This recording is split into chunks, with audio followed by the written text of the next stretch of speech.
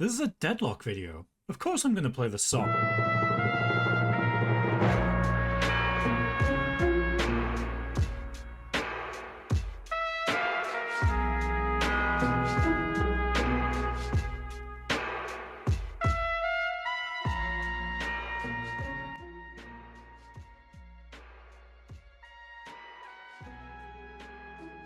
Good day to all those currently residing within the Cursed Apple.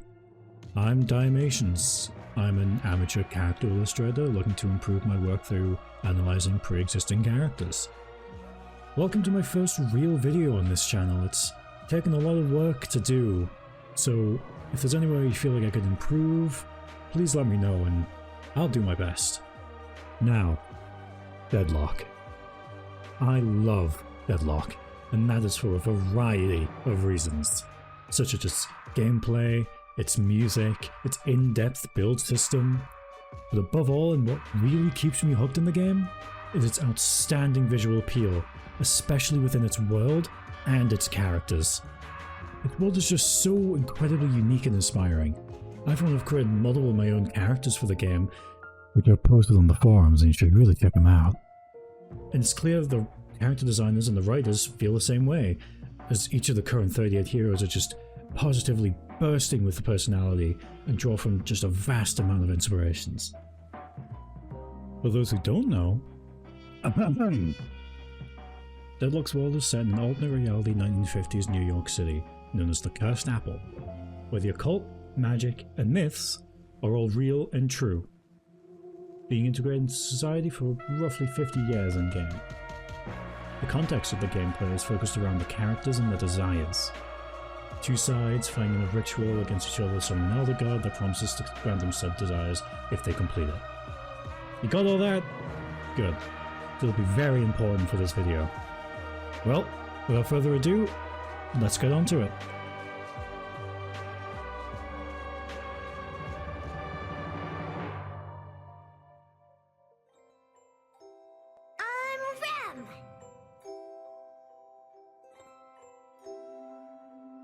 Rem is Deadlock's token still little guy character, designed with the intent to be an irrefutably cute mascot character for the game. Characters that fit this role would include Jetpack Cat from Overwatch and the Chows from Sonic the Hedgehog. They make great use of shape language and have an incredibly simple design, as if they were designed for like a kid show.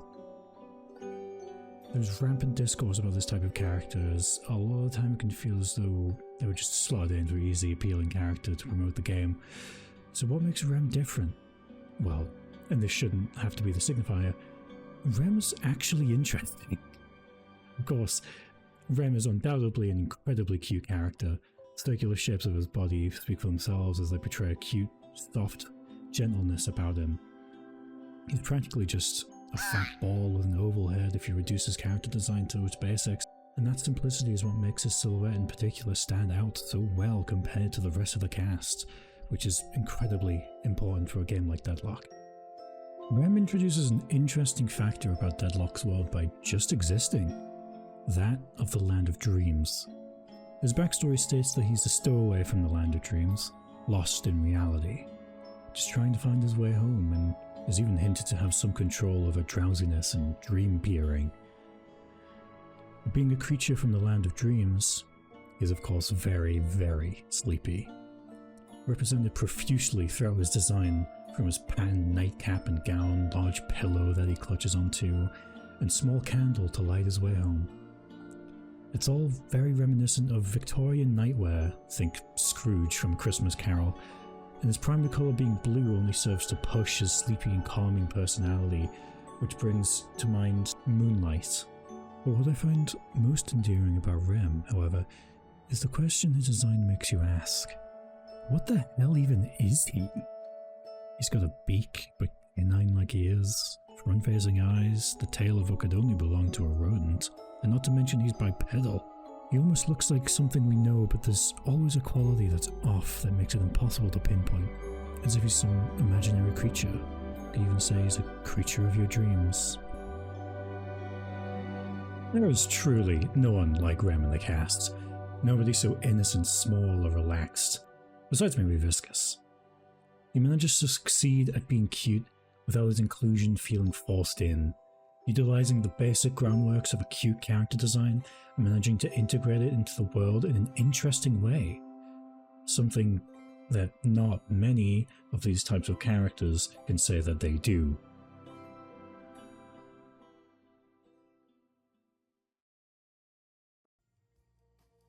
Let's see what this book can do.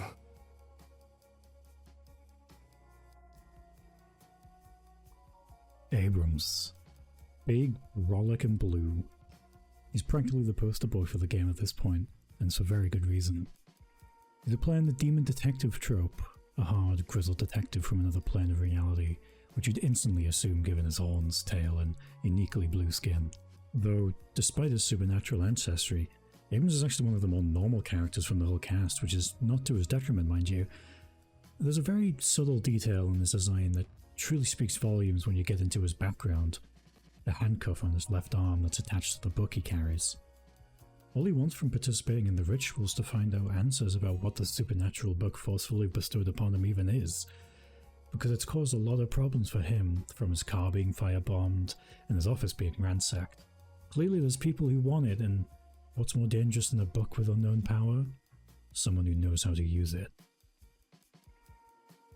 Moving on to his overall body shape, this guy's probably the most obvious looking tank character in a video game ever. Just look at him, you don't even need me to point it out in its design to see that he's just a big rectangle. His exaggerated broad upper body is compounded by his long trench coat that stretches down to his legs. Taking one look at Abrams tells you all about what he does and who he is. A man on a mission that he's not backing down on, and if he wants answers, he's beating them out of you.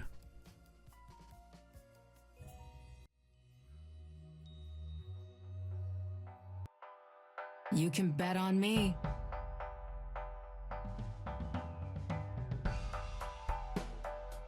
There exists a phrase, save the best for last, and in my opinion, I don't think there's any other character in Deadlock that deserves to be called the best than Wraith.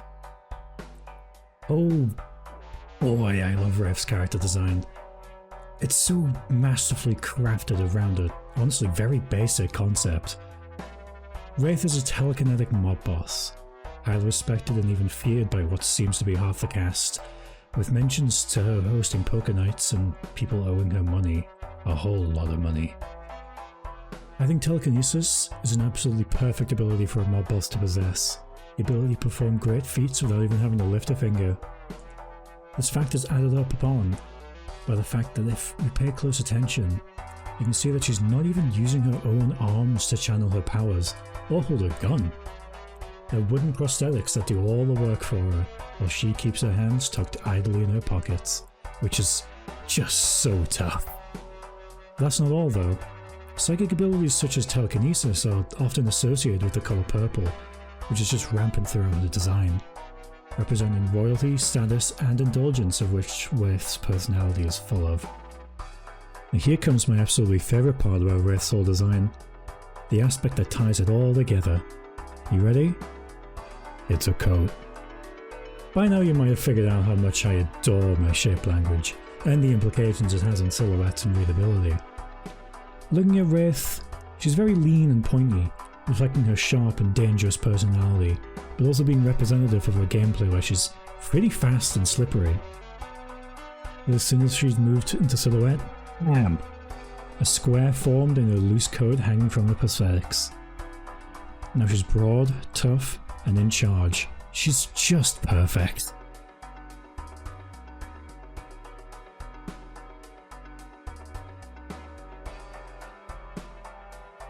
Overall, Valve have always been incredible at utilising shape language to exaggerate a character's proportions, to create varying kinds of silhouettes that fit the character's role in game. Hell, TF2 characters almost as old as me, and are still used as examples of great character silhouettes and character design classes. Deadlock is no different in that regard, I think. I especially love their use of clothing to shape a character's form, and I can honestly see these characters being used much like how the TF2 mercs have been over the few years. Once the game is fully released, that is. And, well, that brings us to the end of the video. I hope you've enjoyed. This is the first real video that I've made for the channel, so I know it ain't perfect, but I'm proud. Please, as I said in the beginning, if you've enjoyed the video, found it interesting, or not, please let me know in the comments of what I could do differently. I'm always wanting to learn and improve, so it'd be really appreciated. And also, I may have more things in the works for the future, so be sure to be on the lookout for that. Anyways, I'll be seeing you. Goodbye.